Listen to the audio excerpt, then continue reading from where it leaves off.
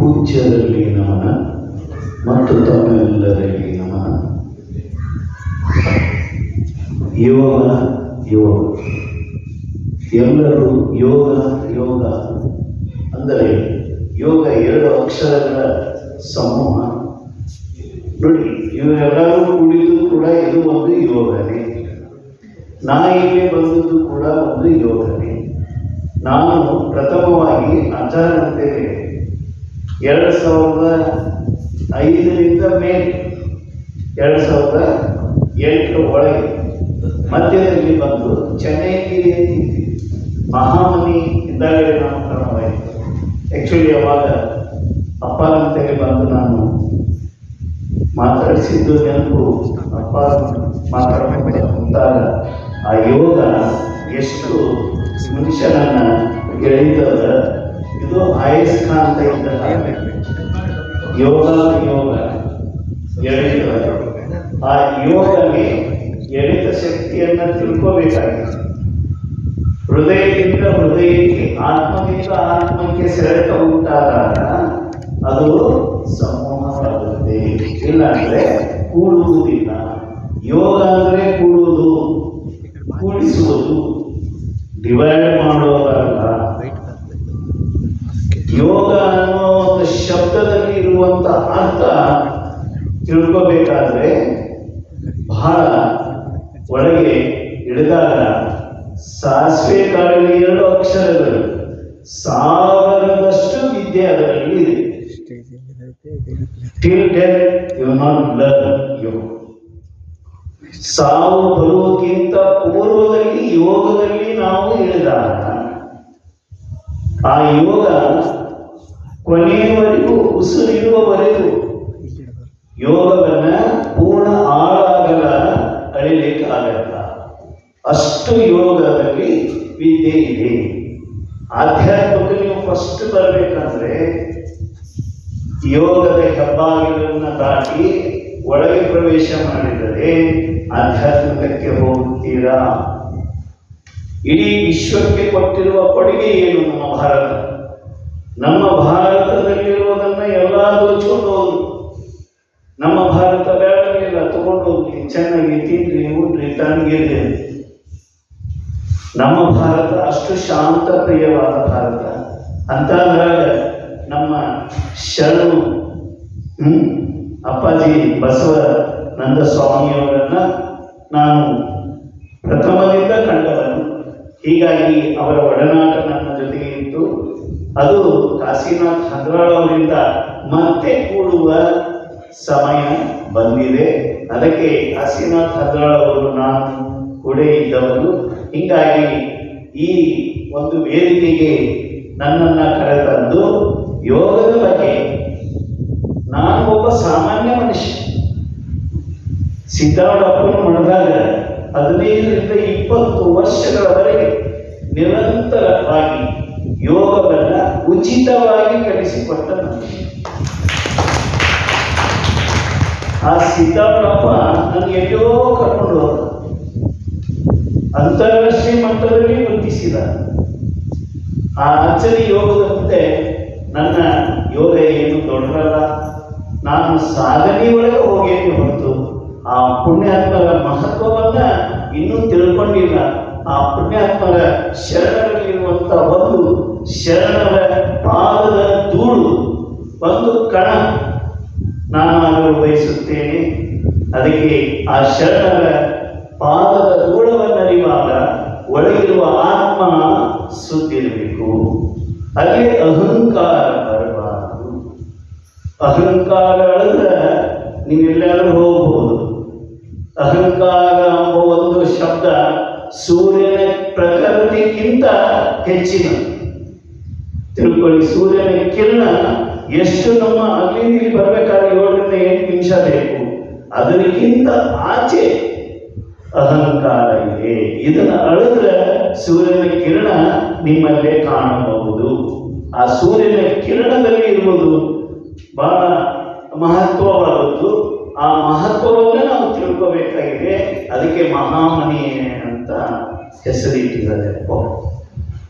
ನೋಡಿ, ಅವರು ಪ್ರಥಮವಾಗಿ ನನಗೆ ಕರೆದು ಮಾತಾಡಿಸಿದ ಕೂಡಲೇ ಬಚ್ಚಲಿಂಗಪ್ಪ ನಿಮ್ಮ ಮಕ್ಕಳು ನನಗೆ ಬಂದಿದ್ಯಲ್ಲ, ಹೌದಪ್ಪಾಜಿ ಅಂತೇಳಿ.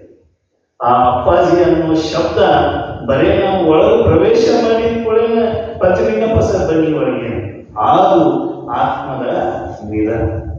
ಆ ಆತ್ಮಕ್ಕೆ ಬಹಳ ಮಹತ್ವ ಇದೆ. ನಿಮ್ಮಲ್ಲಿರುವಂಥ ಆತ್ಮಗಳು ಕೂಡ ನಾವು ಅಳ್ಕೋಬೇಕಾಗಿದೆ. ಆತ್ಮನನ್ನ ಇನ್ನೂ ನಾವು ಅರ್ತಿಲ್ಲ. ಆತ್ಮ ಅಂದ್ರೆ ಏನು? ಆತ್ಮ ಅಂದ್ರೆ ಏನು?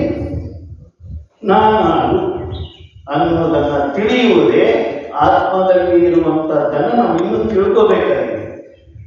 ನಾನು ಯಾರು? ನನ್ನಲ್ಲಿರುವಂತ 6 ಗುಣಗಳು ಯಾವುವು? ಕಾಮ, ಕ್ರೋಧ, ಲೋಭ, ಮೋಹ, ಮದ, ಮತ್ಸರ. ಈ 6 ಅಳಿದು 3 ಗೆದ್ದವರು. ಚಿತ್ತ, ಬುದ್ಧಿ, ಮನಸ್ಸನ್ನ ಗೆದ್ದವರು ಯಾರು? ಸಿದ್ಧಾರೂಢರು. ಆ ಸಿದ್ಧಾರೂಢರು ಸಣ್ಣ ವಯಸ್ಸಿನಾಗ 6 ವರ್ಷಕ್ಕೆ ಮನೆ ಬಿಟ್ಟಾರೆ. ಹಂಗ ನಮ್ಮ ಬಸವಾನಂದ ಅಪ್ಪಾಜಿಗಳು ಕೂಡ ತಮ್ಮ ಅನುಭವವನ್ನು ಕೂಡಲ ಸಂಗಮದಲ್ಲಿ ಆ ಶರಣರ ಸನ್ನಿಧಿಯಲ್ಲಿ ಕಲಿತಂತ ಶರಣರು ಈ ನಿಮಗೆ ಯೋಗದ ಮಹತ್ವ, ನಿಸರ್ಗದ ಮಹತ್ವ, ಇಲ್ಲಿರುವಂತ ಗಾಳಿ ಸೌದ ಸಾಕು ನೀವು ಇಲ್ಲಿ ಆದ ರೋಗ, ಈ ನಿಸರ್ಗದ ಉಸಿರನ್ನ 100% ಆಕ್ಸಿಜನ್ ಅದರಲ್ಲಿ. ಈ 100% ಆಕ್ಸಿಜನ್ ನಮ್ಮ ದೇಹಕ್ಕೆ ಬಹಳ ಇಂಪಾರ್ಟೆಂಟ್. ಆ 100% ಆಕ್ಸಿಜನ್ ಹಂಗ ಹುಡ್ತದ. ಭೂಮಿಯಲ್ಲಿ ಇರುವಂತಹದ್ದು 21%. ಆ 21% ಏರ್ ಪೊಲ್ಯೂಷನ್ ಆಗಿ, ಆ ಪೊಲ್ಯೂಷನ್ ಆಗಿ, ನೈಸರ್ಗಿಕವಾಗಿರುವ ಪೊಲ್ಯೂಷನ್ ಅನ್ನ ಗಾಳಿ ಬಿಡುವಂತ ಹವಾ, ಮನುಷ್ಯ ಬಿಡುವಂತ ಗ್ಯಾಸು ಎಲ್ಲ ಕೂಡಿಕೊಂಡು ನಮಗೆ ಸಿಗುವುದು ಎಷ್ಟು? 15ರಿಂದ 16%. ಈ 16% ನಾವು ಬದುಕಬೇಕಾಗಿದೆ. ಈ 16%ನಲ್ಲಿ ನಾವು ನಮ್ಮ ಶರೀರದಲ್ಲಿ ಅದನ್ನ 100% ಮಾಡಿಕೊಳ್ಳುವುದು ಯಾವುದು? ಯಾರು ಹೇಳ್ಬೋದಾ? 100% ಮಾಡಿಕೊಳ್ಳುವಂತ ಶಕ್ತಿ ನಮ್ಮ ದೇಹದಲ್ಲಿ ಕೊಟ್ಟಿದ್ದಾನೆ ದೇವರು. ನಮ್ಮಲ್ಲಿರುವಂತ ಉಸಿರು ತಗೊಳ್ಳೋದು ಬಿಡುವುದು ಮಧ್ಯದಲ್ಲಿ ತಿಕ್ಕುವಿಕೆಯಿಂದ ಕಂಠಸ್ಥಾನದಲ್ಲಿ ಯಾವಾಗಲೂ ತಿಕ್ತದ. ಉಸಿರು ತಗೋತೀರಿ, ಬಿಡ್ತೀರಿ, ಆದ್ರೆ ತಗೊಳ್ಳೋದು ಬಿಡೋದು ಮಧ್ಯದಲ್ಲಿ. ಅದಕ್ಕೊಂದು ಮಂತ್ರ ಇದೆ. ಶ್ವಾಸ ಪ್ರಶ್ವಾಸ ಗತಿ ವಿಚ್ಛೇದನ. ಗತಿ ವಿಚ್ಛೇದನ ಯಾವಾಗಲೂ ಛೇದನ ಆಗುತ್ತೆ. ಎಡಬಲಗಳ ಮಧ್ಯದಲ್ಲಿ ಕಂಠಸ್ಥಾನದಲ್ಲಿ ತಿಕ್ತದೆ. ಉಸಿರು ತಗೋತೀರಿ. ಈಗ ಒಂದು ಪ್ರಯೋಗ ಮಾಡ್ಬೋದಾ ನಿಮ್ಮ ಜೊತೆಗೆ? ರೆಡಿ ಇದ್ದೀರಾ? ಎಲ್ಲರೂ ಸೀದಾ ಕೂತ್ಕೊಳ್ಳಿ. ಬೆನ್ನು ಮೂಡಿ ಸೀದಾ ಮಾಡ್ಕೊಳ್ಳಿ. ಉಸಿರನ್ನ ಹೊರಗೆ ಹಾಕಿ ಮೊದಲು. ನಿಮ್ಮ ದೇಹದಲ್ಲಿರುವ ಗಾಳಿಯನ್ನು ಹೊರಗೆ ಹಾಕಿ ಮೊದಲು. ಈಗ ಶ್ವಾಸವನ್ನ ಒಳಗೆ ಎಳ್ಕೊಳ್ಳಿ.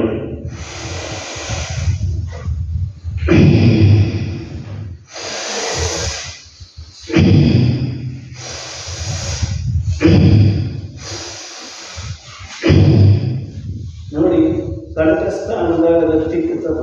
ಇದು ಯಾವ ಭಾಗದಲ್ಲಿ ತಿಕ್ತಾ ಇದೆ? ತಗೊಂಡಾಗ ಬಿಟ್ಟಾಗ ಕಂಠಸ್ಥಾನ. ಈ ಕಂಠಸ್ಥಾನದಲ್ಲಿ ತಿಕ್ಕಿದಾಗ ಒಂದು ಪ್ರಣವನಾದ ಹುಟ್ಟುತ್ತದೆ. ಆ ಪ್ರಣವನಾದವೇ ಪ್ರಾಣ. ಪ್ರಾಣ ಗೊತ್ತಿಲ್ಲ, ಪ್ರಾಣಾಯಾಮ ಮಾಡಕೊಂಡಾರೆ. ಬನ್ನಿ ಏನ್ ಹೇಳಿ ಅಂತೀನಿ ನೋಡಿ. ಮೊದಲ ಪ್ರಾಣ ಎಲ್ಲಿ ಹುಟ್ಟುತ್ತದ ಗೊತ್ತಿರಬೇಕು. ಪ್ರಾಣ ಹುಟ್ಟೋದನ್ನ ಕಲಿತ್ರೆ ಪ್ರಾಣಾಯಾಮ ಮಾಡಕ್ಕೆ ಹೋಗ್ಬೋದು.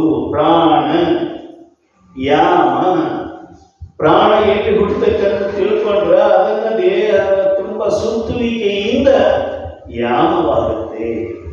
ಆ ಯಾಮವನ್ನ ನಮ್ಮ ಬಸವಾನಂದ ಅಪ್ಪಾಜಿಯವರು ತಿಳ್ಕೊಂಡಾರ. ಅದಕ್ಕೆ ಎಲ್ಲ ಬಿಟ್ಟು ಈ ಅಟ್ಟ ನಮ್ಮ ಅಡಿಗೆಯಲ್ಲಿ ಬಂದು ಕೂತ್ಕೊಂಡು ನಿಮ್ಮನ್ನ ಶರಣರನ್ನಾಗಿ ಪರಿವರ್ತನೆಗೊಳ್ಳುತ್ತಾರೆ. ಶರಣ ಹುಟ್ಟಬೇಕಾದ್ರೆ ನೋಡಿ, ಒಬ್ಬ ಭಕ್ತ ಹುಟ್ಟಬೇಕು. ಮೊದಲು 1000 ಮಂದಿ ಒಬ್ಬ ಭಕ್ತ, ಹೌದು, ಕೋಟಿಗೊಬ್ಬ ಶರಣ. ನೋಡಿ, ಅವರು ಪ್ರೊನೌನ್ಸಿಯೇಷನ್ ಅಕ್ಕ ಎಷ್ಟು ಚಂದದನ್ನ ಶರಣು ಅಂತ ಹೇಳಿದಾಗ ದೇಹದಲ್ಲಿರುವಂತ ಹೃದಯ ಕಮಲ ಉಚ್ಚುತ್ತದ. ಆ ಹೃದಯ ಕಮಲವನ್ನು ನಾವು ಅರಳಿಸಿಕೊಂಡಾಗ ನಮ್ಮ ದೇಹದಲ್ಲಿರುವಂತ ಪ್ರಾಣಕ್ಕೆ ಶಕ್ತಿ ಬರುತ್ತದೆ.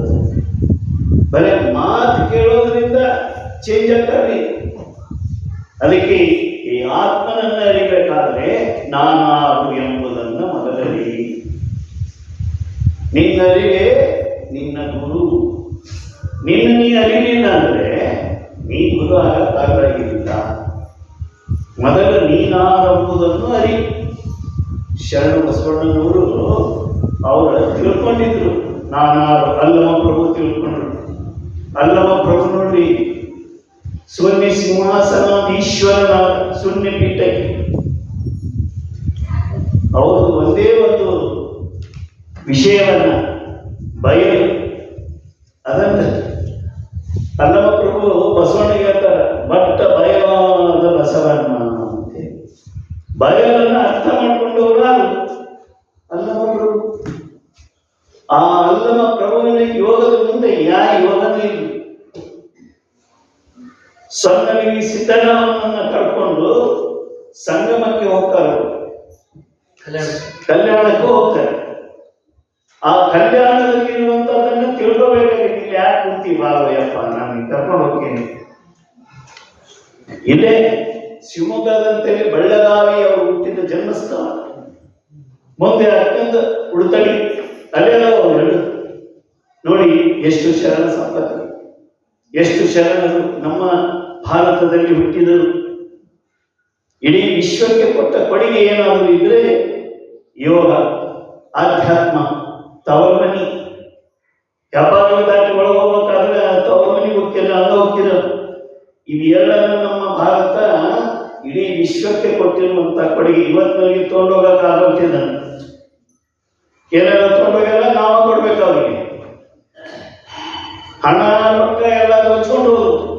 ಅದು ಇವೇನು ತೊಗೊಂಡು ಹೋದ್ರ ನಾವಾಗೆ ಕೊಡುತ್ತನ್ನಾದ್ರೂ ಬರುವುದಿಲ್ಲ.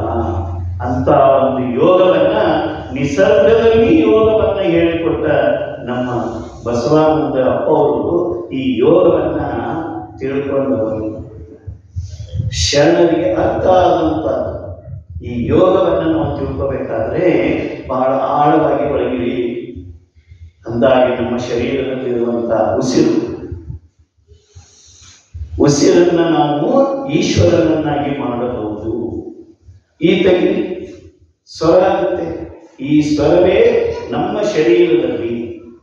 ಅಂಥದನ್ನ ಕಣ್ಣಿಲ್ಲದ ಅಪ್ಪ ಇದನ್ನ ತಿಳ್ಕೊಂಡು ಈ ಯೋಗಕ್ಕೆ ಒಳಗೆ ಬರಬೇಕಾದ್ರೆ ಎಷ್ಟು ಸಾಧನೆ ಮಾಡಿರಬೇಕು ಅವರು. ಒಂದು ಧ್ವನಿ, ಆ ಧ್ವನಿಯನ್ನ ಗೊತ್ತಿರುವಂತ ಶಕ್ತಿ ಅವರಲ್ಲಿದೆ. ಆ ಧ್ವನಿಯನ್ನ ಗೊತ್ತಿರೋದು ಬಾ ಅಂತ ತನ್ನ ಹತ್ರ ಕರ್ಕೊಳ್ಳುವಂತ ಶಕ್ತಿ ಯಾರಿಗಾದ್ರೂ ಇದ್ರೆ ಅದು ಬಸವಾನಂದ ಅಪ್ಪರಲ್ಲಿದೆ. ಆ ಶರಣರಲ್ಲಿ ಇರುವುದನ್ನು ನಾವು ತಿಳಿಬೇಕು, ಶರಣರಲ್ಲಿ ಇರುವುದನ್ನು ನಾವು ತಿಳ್ಕೋಬೇಕಾಗಿದೆ. ಇನ್ನೂ ಏನು ತಿಳ್ಕೊಂಡಿಲ್ಲ ನಾವು ಅವರು. ಅದಕ್ಕೆ ಇಷ್ಟೆಲ್ಲ ಮಾಡೋದು ಯಾತಕ್ಕಾಗಿ? ನಿಮ್ಮ ದೇಹದಲ್ಲಿರುವಂಥ ಸ್ವರವನ್ನ ತಿಂದು ದೇಹನೇ ಉಗಿಸೋದು ಬೇಡ. ಪಚನ ಕ್ರಿಯೆ ಮಾಡಾಕ ನಿಮ್ಮಲ್ಲಿರುವಂಥ ಶಕ್ತಿಯನ್ನು ಹಾಳು ಮಾಡಿಕೊಳ್ಳೋದು ಬೇಡ. ಅದಕ್ಕೆ ಉಪವಾಸವನ್ನ ಕಲಿಸಿಕೊಟ್ಟವರು. ತಿನ್ನೋದು ಮುಖ್ಯ, ಬದುಕುವುದಕ್ಕಾಗಿ ತಿನ್ಬೇಕು, ತಿನ್ನೋದಕ್ಕಾಗಿ ಬದುಕೇನೆ. ಅದ ಹಾಗಾಗಿ ನಮ್ಮ ಶರೀರವನ್ನ ಕೆಡಿಸ್ತಾ ಇದ್ವಿ. ಆ ತಿಂದ ಆಹಾರವನ್ನು ಜೀರ್ಣಕ್ರಿಯೆಯನ್ನು ಮಾಡುವುದು ಯಾವುದು? ಶ್ವಾಸ. ಉಸಿರು. ಉಸಿರಿಲ್ಲ ನಾಲ್ಕನೇ ಮತ್ತೆ ಇಲ್ಲಿದ್ದು. ಉಸಿರಿದ್ರೆ ಶಿವ, ಉಸಿರಿಲ್ಲ ಶವ. ನೋಡಿ ಎಷ್ಟು ಮಹತ್ವ ಇದೆ. ಅದನ್ನ ಅಪ್ಪ ಅವರು ತಮ್ಮ ಉಸಿರನ್ನ ಎಷ್ಟು ಆಳವಾಗಿ ಓಂಕಾರ ಹೇಳಬೇಕಾದ್ರೆ ಅಳದ್ರು. ಆ ಓಂಕಾರ ಅರಿಯುವಾಗ ಒಳಗೆ ಉಸಿರಿಲ್ಲ ಅಂದ್ರೆ ಓಂಕಾರ ಬರುವುದಿಲ್ಲ. ನೋಡಿ ಅಪ್ಪಾಜಿ ಉಸಿರು ತಗೊಂಡು ಅದನ್ನು ಓಂಕಾರವನ್ನು ಹೇಳುವಾಗ ಅಕಾರ ಉಕಾರ ಮಕಾರ ಹೊಟ್ಟೆಯಲ್ಲಿರುವಂಥ ವಾತ, ಎದೆಯಲ್ಲಿರುವಂಥ ಪಿತ್ತ, ಗಂಟಲಲ್ಲಿರುವಂಥ ಕಫ, ಈ ಮೂರನ್ನು ಕರಗಿಸುವ ಶಕ್ತಿ ಯಾವತ್ತಾದರೂ ಇದ್ರೆ ಅದು ಓಂಕಾರಕ್ಕೆ ಮಾತ್ರ. ಇದನ್ನು ನಾನು ಓಂಕಾರವನ್ನ ಗ್ಲೋಬಲ್ ಯೋಗ ವರ್ಲ್ಡ್ ಶ್ರೀಲಂಕಾದಲ್ಲಿ ಅಪ್ಪಾಜಿಗಳನ್ನು ಕಳಿಸ್ತೀನಿ ಇದನ್ನು ಅಲ್ಲಿ ಸ್ಪೀಚ್ ಮಾಡಿದ್ದೇನೆ. ನನಗೆ ಕೊಟ್ಟಿರುವ ಸಮಯ 3 ನಿಮಿಷ. ಆದರೆ ನಾನು ತಗೊಂಡದ್ದು 4 ನಿಮಿಷ 26 ಸೆಕೆಂಡ್. ಎಲ್ಲರಿಗೆ 5 ನಿಮಿಷ ಕೊಟ್ಟಿದ್ದೀನಿ. ನಾ ಹೇಳೋಕ್ಕಿನ್ನ ಚಾಲು ಮಾಡೋಕ್ಕೆ ಕೌಡು ಸರ್ ಮುಗಿಸ್ರಿ ಸರ್ ನಾ ಹೇಳೋದವಲ್ಲ ಹಾಗಾದ್ರೆ ಕೂತ್ ಬಿಡ್ತೇನೆ ಅಂತ 2 ಹೇಳಿ ಕೂತೆ. ಕೊಡ್ರಿ ಅವ್ರಿಗೆ ಮೊದಲು ಕೊಡ್ರಿ ಅವ್ರಿಗೆ ಅಂತ ಹೇಳಿ 30 ಲಾಸ್ಟ್ ನನ್ನ ನಂಬರ್ ಕೊಟ್ಟಿರೋದು. ಕೊಡ್ರಲ್ಲ ಏನಾಗುತ್ತೆ, ನನಗೇನು ಅವಶ್ಯಕತೆ ಇಲ್ಲ, ಇಲ್ಲ ಕೂತಿರ್ತೇನೆ, ನನಗೇನಾಗುತ್ತೆ. ಶ್ರೀಲಂಕಾದಲ್ಲಿ ಗ್ಲೋಬಲ್ ಯೋಗ ವರ್ಲ್ಡ್ನಲ್ಲಿ ಅಲ್ಲಿ ಓಂಕಾರದ ಬಗ್ಗೆ ತಿಳಿಸಿದೆ ಅವರು. ಓಂ ಎಂಬ ಶಬ್ದವನ್ನ ಅರ್ಥ ತಿಳಿಸಿದೆ ಅವರು. ಓಂ ಇದನ್ನ ಏತದ ಈ ಕಡೆ ಹಾಕ್ರಿ ಉಮಾ ಅಂತ. ಉಮಾ ಏತದ ಈ ಕಡೆ ಹಾಕಿದ್ರೆ ಉಮಾ ಆಗುತ್ತೆ ಪಾರ್ವತಿ. ನೋಡಿ ಓಂಕಾರದಲ್ಲಿರುವ ಉಮ ಈಶ್ವರ. ಈ ಈಶ್ವರ ಮತ್ತು ಪಾರ್ವತಿ ಮಧ್ಯದಲ್ಲಿ ಅರ್ಧನಾರೀಶ್ವರ ಅಂತ ಹೇಳ್ತಾರೆ. 2 ಕೂಡ್ತು. ನಿಮ್ಮ ನಾಡಿ ಎಡಬಲದಲ್ಲಿ ನೀವು ಉಸಿರನ್ನು ತೊಗೊಂಡು ಬಲದಲ್ಲಿ ಬಿಟ್ಟಾಗ ಆ ತಿಕ್ಕುವಿಕೆಯಲ್ಲಿ ಹುಟ್ಟುವುದೇ ಈ ಪ್ರಾಣನನ್ನ 100% ನೀವು ಮಾಡ್ಕೊಂಡ್ಬಿಟ್ರೆ ಮುಗಿದ ಕೆಲಸ. 66% ನೋ BP ನೋ ಶುಗರ್. ಅಪ್ಪನ ಅನುಗ್ರಹ, ಶರಣರ ಸಂಘ, ಸಿದ್ಧಾರೂಢನ ಅನುಗ್ರಹ, ಅನೇಕ BK ಅಯ್ಯಂಗಾರ್ ಅವರ ಕೈಯಲ್ಲಿ ಕಲಿತೆ, ಬಾಬಾ ರಾಮದೇವ್ರ ಕೈಯಲ್ಲಿ ಕಲಿತೆ, ಮಲ್ನಾಡಹಳ್ಳಿ ರಾಘವೇಂದ್ರ ಸ್ವಾಮಿಗಳ ಕೈಯಲ್ಲಿ ಕಲಿತೆ. ಆ ಯೋಗ ನನ್ನ ಸೆಳೆದು ತನ್ನ ಹತ್ತಿರ ಬರಲಿಕ್ಕೆ ಅಣಿಯಾಗಿ. ಹಾಗೆ ನಮ್ಮಲ್ಲಿರುವಂಥ ಯೋಗ ಶಕ್ತಿಯನ್ನು ಜಾಗೃತಗೊಳಿಸಿಕೊಳ್ಳಿ. ಹೀಗೆ ಅಂತಾರಾಷ್ಟ್ರೀಯ ಮಟ್ಟದಲ್ಲಿ ನಾನು ಗುರುತಿಸಿಕೊಂಡೆ. ಫಸ್ಟ್ ಹೋಗಿದ್ದು ಅಂತಾರಾಷ್ಟ್ರೀಯ ಸೌತ್ ಕೊರಿಯಾಕ್ಕೆ ಹೋದೆ. ಸೌತ್ ಕೊರಿಯಾಕ್ಕೆ ಅವನ್ನ ರೆಡಿ ಮಾಡಿದೆ. ಈಗ ಬಂದಿರುವಂಥ ವಿನಾಯಕ್ ವಂಗಿ ಯಾರು ನಾ ಕರೆಸಿದ ಶಿಷ್ಯ. ನನ್ನ ಜೊತೆ ಬರಕ್ ಒಳ್ಳೆ ಅಂತ ಇದ್ದ. ರೊಕ್ಕ ಕೊಡುವುದು ಯಾರು ಸರ್, ನಾನು ಕೊಡ್ತೇನೆ ಬಾ, ನಿನಗೇನು ಬೇಕು ಬರುವಾಗ ಒಳ್ಳೆ ಅಂತ ಇದ್ದ. ಬಡತನ ಪರಿಸ್ಥಿತಿ, ನಾನು ಕಲ್ತದ್ದು ಬಡತನ ಪರಿಸ್ಥಿತಿ. ಏನ್ ನಾಳೆ ನಾ ಕಡಿಯೋಡು ಹೋಗುದು, ಸಾಯೋದು, ಸತ್ರೆ ತೊಗೊಂಡು ಹೋಗುದು. ಬಾ, ನನ್ನ ಕೈಗೆ ಎಷ್ಟು ನಿಂತಷ್ಟು ನಿನಗೆ ಹೆಲ್ಪ್ ಮಾಡ್ತೀನಿ ಬಾ ಅಂದೆ. ಬಂದ ನನ್ನ ಜೊತೆಗೆ. ನಾನು ಸಿಲ್ವರ್ ಮೆಡಲ್ ಹೊಡೆದೆ, ನನ್ನ ಶಿಷ್ಯನಿಗೆ ಗೋಲ್ಡ್ ಮೆಡಲ್ ಬಿಡಾಕ ಮಾಡಿಕೊಟ್ಟು. ನೋಡಿ ಹೇಗಿದೆ ಇದು ಯೋಗ. ಕೂಡುವಿಕೆಯಲ್ಲಿ ಯೋಗ, ಅಗಲುವಿಕೆಯಲ್ಲಿ ಯೋಗ ಇಲ್ಲ. ಅದಕ್ಕೆ ಏನಾದರೂ ಕಲಿತೇನೆ ಅಂತ ಬಂದರೆ ಮೊದಲು ಕಲಿಸ್ಬೇಕು. ಇದು ನಮ್ಮ ಧರ್ಮ. ಧರ್ಮವನ್ನು ಧರಿಸಿದಾಗ ನಾವು ಧರ್ಮಿಷ್ಠರಾಗುತ್ತೇವೆ, ಇಲ್ಲಾಂದ್ರೆ ಅಧರ್ಮಿಷ್ಠರಾಗುತ್ತೇವೆ, ಅವನತಿಗೆ ಕಾರಣರಾಗ್ತೇವೆ. ಅದಕ್ಕೆ ತಿಳ್ಕೋಬೇಕಾಗಿದೆ ಯೋಗವನ್ನ. ಈಗ ಮತ್ತೆ ಜೂನ್ಗೆ ವಿಯೆಟ್ನಾಂ ಹೋಗ್ತಾ ಇದ್ದೇವೆ, ಜುಲೈಗೆ ಮಲೇಷ್ಯಾಕ್ಕೆ ಹೋಗ್ತಾ ಇದ್ದೇವೆ, ಅಮೇರಿಕಾ ಕಾಂಪೌಂಡ್ ಬಂದಿದೆ, ಮನ್ಯಾಗ ನನ್ನ ಮಕ್ಕಳು ಬೇಡ ಬರ್ತಾರೆ, ಹೋಗ್ಬೇಕು. ಮಗ ಇಸ್ರೋ ಸೈಂಟಿಸ್ಟ್, ಮಗಳು ಆಕಿನೂ ಬಿ ಇಂಜಿನಿಯರ್, ಅವನು ಬಿ ಇಂಜಿನಿಯರ್. ಇಲ್ಲೇ ಮಗಳನ್ನ ಮತ್ತಿಕೊಪ್ಪ ಕೊಟ್ಟೆ, ಅವ ನೇವಿ ಒಳಗೆ ಕಮಾಂಡರ್ ಅದ. ಅಲ್ಲಿ ಅವರು ತನ್ನ IT instrumentation technology engineer, software engineer ಆಗಿ ಹೀಗಾಗಿ ಅಲ್ಲಿದ್ದಾರೆ. ನನ್ನ ಹಳೆಯ ಕೂಡ MTech, ಸ್ವಸಿ ಕೂಡ ಇಂಜಿನಿಯರ್. ನಾನು ಮಾತ್ರ SSLC ಇಂದ BCom ಓದಿದ್ದೆ. ಮಕ್ಕಳನ್ನ ವಿದ್ಯೆಯನ್ನ ಕೊಟ್ಟು ಬೆಳೆಸಿದೆ. ಆ ವಿದ್ಯೆ ನಿಮ್ಮ ಮಕ್ಕಳಿಗಾದರೂ ಕೂಡ ವಿದ್ಯೆ ಕೊಟ್ಟು ಏನು ಕೊಡೋದು ಬೇಡ, ನೀವು ಮುತ್ತು ಕೊಡೋದು ಬೇಡ, ಅವ್ರಿಗೆ ಬಂಗಾರ ಕೊಡೋದು ಬೇಡ, ಅವ್ರಿಗೆ ವಿದ್ಯೆ ಕೊಡಿ. ಆ ವಿದ್ಯೆಯನ್ನು ಕೊಟ್ಟರೆ ಅವರ ಕಾಲ ಮೇಲೆ ಅವರದ್ದು ನಿಲ್ಲುತ್ತಾರೆ, ಇಲ್ಲ ಅಂದರೆ ಅದಕ್ಕೆ ಯೋಗನನ್ನ ಕೇಳ್ಕೊಂಡು ಹೋಯಿತು. ಸಿದ್ಧಾರ್ಥನ ಮಠದಲ್ಲಿ ಸೇವೆಯನ್ನು ಮಾಡಿದೆ. ಶ್ರದ್ಧಾವಲ್ಲವೇ ಧ್ಯಾನ, ಸೇವೆ ಮಾಡೋದ್ರಿಂದ ನಿಮಗೆ ಏನಾದರೂ ಒಂದು ಸಿಗುತ್ತೆ, ಅದನ್ನು ತಗೋ ಅಂತ ಹೇಳಿ ನಿಮ್ಮ ಸಮಯವನ್ನು ಇನ್ನೂ ಭಾಳ ಇದೆ. ಮತ್ತೆ ಅವಾಗ ಅದರ ಬದಲಾಗಿ ನಿಮಗೆ ಹೇಳ್ಕೊಡ್ತೇನೆ. 5 ಪ್ರಾಣಗಳನ್ನು ಚೆನ್ನಾಗಿ ಹಿಡಿಯೋದು ಹೇಗೆ ಅನ್ನೋದನ್ನು ಹೇಳ್ಕೊಡ್ತೀನಿ. ಇವತ್ತು ಬರೀ ಪ್ರಾಣ ಒಂದ ವಿಷಯನ, ಇಂಥವು ಇನ್ನೂ 4 ಪ್ರಾಣ, ಅಪಾನ, ಉದಾನ, ವ್ಯಾನ, ಸಮಾನ. ಇದಕ್ಕೆ ಮತ್ತೆ 5: ನಾಗ, ಕೂರ್ಮ, ಕುಟಲ, ದೇವದತ್ತು, ಧನಂಜಯ. ಈ 5 ಗೊತ್ತಿದ್ರೆ ಸಾವನ್ನ ಮೀರ್ಬಹುದು, ಲಾಸ್ಟಿಗೆ ಹೋಗುದೇ ಧನಂಜಯ. ಉಸಿರನ್ನ ಹೇಗೆ ನಾವು ಬಿಟ್ಕೋಬೇಕು, ಹೇಗೆ ಅದನ್ನು ಬಿಡಬೇಕು, ಹೇಗೆ ಅದರಿಂದ ನಾವು ಹುಟ್ಟಿಸ್ಕೋಬೇಕು ಅನ್ನೋ ಪ್ರಾಣಶಕ್ತಿಯನ್ನು ನಮ್ಮ ಬಸವಾನಂದಪ್ಪ ಅವರು ಭಾಳ ಚಂದ ಹೇಳ್ತಾರೆ. ಈ ನೈಸರ್ಗಿಕವಾಗಿರುವಂಥ ಗಾಳಿ ಇಷ್ಟು ಚಳದಾಗ ಇಷ್ಟು ಆರಾಮ ಕೂತಿರಂದ್ರೆ ಯಾರ ಅನುಗ್ರಹ. ಆ ಬಸವಾನಂದಪ್ಪ ಅವರು ಇದನ್ನು ಕಟ್ಟಿ ಬೆಳೆಸುವಾಗ ಪಟ್ಟ ಪರಿಶ್ರಮ ಮಾಡಿದೆ. ಯಾರ್ಯಾರೋ ಇದ್ರು ಅವ್ರ ಜೊತೆಗೆ ಎಲ್ಲರೂ ಬಿಟ್ಟು ಹೋದ್ರು, ಅವ್ರೇನು ಬಿಟ್ಟು ಹೋಗಿಲ್ಲ. ನನಗೆ ಗೊತ್ತದ ಯಾಕೆ ಹೌದಾ ನೋಡಿ. ಸ್ವಲ್ಪ ಕಲ್ತ್ಕೊಳ್ಳಿ ಹುಡುಕಲ್ಲಿ ಕೇಳಿ ಹೇಳ್ತೀನಿ, ಎಲ್ಲರೂ ನೋಡಿ ನಾವು. ಅದಕ್ಕೆ ಹೋದ್ರೆ ಹೋಗ್ರಿಪ್ಪ, ಬೆಳೀರಿ, ನಿಮ್ಮಷ್ಟಕ್ಕೆ ನೀವು ಬೆಳೀರಿ, ನನ್ನಷ್ಟಕ್ಕೆ ನಾನು ಬೆಳಿತೀನಿ. ಬೆಳೆಯುವ ಪ್ರವೃತ್ತಿಯನ್ನು ಬೆಳೆದುಕೊಳ್ಳಿ. ಇಲ್ಲೇ ನನ್ನನ್ನು ಕರೆದು ಈ ಉತ್ತಮ ಸಮಯದಲ್ಲಿ, ಅದು ಇವತ್ತು ಅಲ್ಲಮ ಪ್ರಭುವಿನ ದಿನವನ್ನು ಆಚರಿಸ್ತಾರೆ ಅಂದ್ಕೊಳ್ಳೆ ನನಗೆ ಮೈ ಪುಳುಕಿತವಾಯಿತು. ಆ ಅಲ್ಲಮ ಪ್ರಭುವಿನ ಬಗ್ಗೆ ಒಂದು ಹೇಳಬೇಕಾಗಿದೆ, ಅದನ್ನು ಹೇಳಿ ಮುಗಿಸ್ತೇನೆ. ಅಲ್ಲಮ ಪ್ರಭು ನಲ್ಲಿರುವಂಥ ಯೋಗಿ ಯಾರಲ್ಲಿ ಇಲ್ಲ, ಅಷ್ಟು ಮಾತ್ರ ಗ್ಯಾರಂಟಿ ಕೊಡಬಾರ್ದು.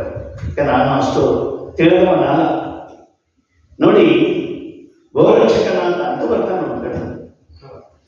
ಗೋರಕ್ಷಕನಾಥ ಬಂದು ಹೇಳ್ತಾನೆ, ಏನು ಅಲ್ಲಮ ಪ್ರಭು ನೋಡು, ನಾನು ಸೀಸನ್ನ ಕುಡಿದು ನನ್ನ ಶರೀರವನ್ನ ಖಡ್ಗದಿಂದ ಕಣ್ ಅಂತ ಶಬ್ದ ಬರುತ್ತೆ ಅಂದಾಗ, ಹೌದಾ ತೋರ್ಸಪ್ಪ ಅದನ್ನ. ಏನು ಗೊತ್ತಿಲ್ಲದೆ ಅಲ್ಲಮ ಪ್ರಭು ಖಡ್ಗವನ್ನು ತಗೊಂಡು ನನಗೆ ಹೊಡಿ ಅಂತ ಅಲ್ಲಮ ಪ್ರಭುವಿನ ಕೈ ಖಡ್ಗ ಕೊಟ್ಟ.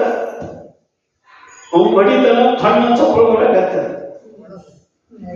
ಅಲ್ಲಮ ಪ್ರಭು ಏನು ಕುಡಿದಿಯೋ ಮಾರಾಯ, ಏನು ಮಾಡ್ಕೊಂಡಿ ನಿನ್ನ ದೇಹವನ್ನ. ನೋಡಿ, ಅದು ಇನ್ನು ಮುಂದಾಗ ಅದಕ್ಕೆ ನಾನು ಎದಿ ಹೊಡೆದ, ಈಗ ಕಡ್ಗ ಹೊಡೆದ್ರೆ ಕಣ್ಣು ಚಪ್ಪಳ ಬಂದದ್ದು, ಒಳಗೆ ಹೋಗಲೇ ಇಲ್ಲ, ಹೊರಗೆ ಬಂತದ್ದು. ಅದಕ್ಕೆ ಅಲ್ಲಮ ಪ್ರಭು ಅಂತ ಏನು ಮಾಡಿ ನಿನ್ನ ದೇಹವನ್ನು ಸೀಸ್ಕೊಡ್ತೀನಿ, ಹಂಗೆ ಮಾಡ್ಕೊಂಡಿನಿ, ಹಿಂಗೆ ಮಾಡ್ಕೊಂಡಿನಿ, ಏನೇನೋ ಹೇಳಕತ್ತ. ಆಯ್ತಪ್ಪ, ನೀ ಎಲ್ಲ ಮಾಡಿ ಇವತ್ತಮ್ಮ ಒಂಚೂರು ಕಡ್ಗ ತಗೋಯಿಲ್ಲ. ನಾನು ಆ ಕಡ್ಗವನ್ನು ಅವನ ಕೈಯಲ್ಲಿ ಕೊಟ್ಟಾಗ ಅಲ್ಲಮ ಪ್ರಭು ಹೇಳ್ತಾನ, ನೀ ಏನು ಕುಡಿದು ಕಣ್ಣ ಚಪ್ಪಳ ಬರ್ತಾ ಇದೆಯಲ್ಲ, ಈಗ ನನಗೆ ಹೊಡಿ ಅಂತ. ಅಲ್ಲಮ ಪ್ರಭು ಕಡ್ಗ ತಗೊಂಡು ಇವ ಗೋರಕ್ಷಕನಾಥ ಖಡ್ಗವನ್ನು ತಗೊಂಡು ಅಲ್ಲಮ ಪ್ರಭುವಿಗೆ ಹೊಡೆದ. ಅಲ್ಲಮ ಪ್ರಭುವಿನಿಂದ ಪಾಸ್ ಆದ ದೇಹದೊಳಗೆ. ಮತ್ತೆ ಈ ಕಡೆ ಹೊಡೆದ, ಈ ಕಡೆ ಪಾಸ್ ಆದ. ಯಪ್ಪ, ಇದೆಯಾ ಧ್ಯಾನ ವಿದ್ಯೆಯು ಯಪ್ಪ ನನ್ನ ಕಲಿಸಿದಂತ ಉತ್ಕ ಬಿದ್ದವನಿಗೆ. ಅದಕ್ಕೆ ಬಯಲು ಅನ್ನೋ ಶಬ್ದಕ್ಕೆ ಇದೇ ಅರ್ಥ. ಖಡ್ಗವನ್ನ ದೇಹದಲ್ಲಿ ಪಾಸ್ ಆಗ್ಬೇಕಾದ್ರೆ ಅವನು ದೇಹ ಹೇಗೆ ಇಟ್ಕೊಂಡಿರ್ಬೇಕು. ಅಲ್ಲಮ ಪ್ರಭುವಿನ ಯೋಗದಿಂದ ಯಾವ ಯೋಗನೂ ಇಲ್ಲ ಅಂತ ಅದಕ್ಕೆ ಹೇಳಿದ್ದನು. ಆ ಅಲ್ಲಮ ಪ್ರಭುವಿನಲ್ಲಿರುವಂತ ಯೋಗವನ್ನು ನಾವು ಕಲಿಬೇಕಾದರೆ ನಮ್ಮಲ್ಲಿ ತಾಕತ್ತು, ಆ ತಾಕತ್ತನ್ನು ನೀವು ಬೆಳೆಸ್ತೀರಿ, ಬೆಳೆಸ್ಕೊಂತೀರಿ ಅಂತ ಹೇಳಿ ನಮ್ಮ ಬಸವಾನಂದಪ್ಪರ ಆತ್ಮಕ್ಕೆ ಪಾದದಲ್ಲಿ ನತಮಸ್ತಕನಾಗಿ ನನ್ನ ಆತ್ಮದಿಂದ ಅವರಿಗೆ ಶರಣು ಮತ್ತು ಉಳಿದ ಎಲ್ಲ ಡೈಸ್ ಮೇಲಿರುವಂಥ ಎಲ್ಲ ಆತ್ಮಗಳಿಗೆ ನನ್ನ ಆತ್ಮದಿಂದ ಶರಣು ಮತ್ತು ನೀವು ಕುಂತಿರುವಂಥವ್ರು ಎಲ್ಲರಲ್ಲಿರುವಂಥ ಆತ್ಮನನ್ನ ನಾನು ತಿಳ್ಕೊಂಡಿದ್ದೀನಿ, ಇನ್ನೊಂಚೂರು ತಿಳ್ಕೊಳ್ಳಿಕ್ಕೆ ಪ್ರಯತ್ನ ಮಾಡ್ತಾ ಇದ್ದೀನಿ.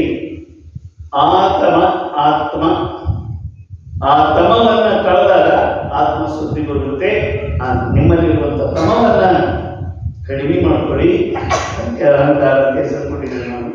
ಆ ಅಹಂಕಾರವನ್ನು ಅಳಿವಿ, ಆತ್ಮನನ್ನು ಅರಿವಿ. ಅವಾಗ ನಾನು ಆರಂಭದು ನಿಮಗೆ ಚೂರು ಅರಿವಾಗ್ತದ. ಆ ಅರಿವಿನಿಂದ ನೀವು ನಿಮ್ಮ ಗುರುವಾಗಲಿಕ್ಕೆ, ಮತ್ತೊಬ್ಬರಿಗೆ ಹೇಳಲಿಕ್ಕೆ ಅರ್ಹರಾಗ್ತೀರ, ಇಲ್ಲಂದ್ರೆ ಅರ್ಹರಾಗಲ್ಲ. ಜ್ಞಾನ ಇಲ್ಲದೆ ನೈಜ್ಞಾನೇನ ಸದೃಶ್ಯಂ, ಜ್ಞಾನ ಇಲ್ಲದೆ ಸದೃಶ ಆಗಲ್ಲ.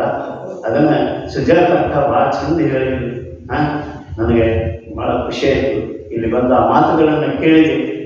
ನೋಡಿ, ಧಾರವಾಡದಿಂದ ಬಂದು ಅದು JSS ಕಾಲೇಜಿನಲ್ಲಿ ಲೆಕ್ಚರ್ ಇದ್ದು ಆ ಮಾತುಗಳನ್ನು ಕೇಳಿದಾಗ, ಆ ಅಕ್ಕ ಹೇಳಿದಂಥ ಒಂದು ಓಂಕಾರವನ್ನು ಕೇಳಿದಾಗ ನನ್ನಲ್ಲಿ ಜಾಗೃತಗೊಂಡಂಥದ್ದು ಉಸಿರು.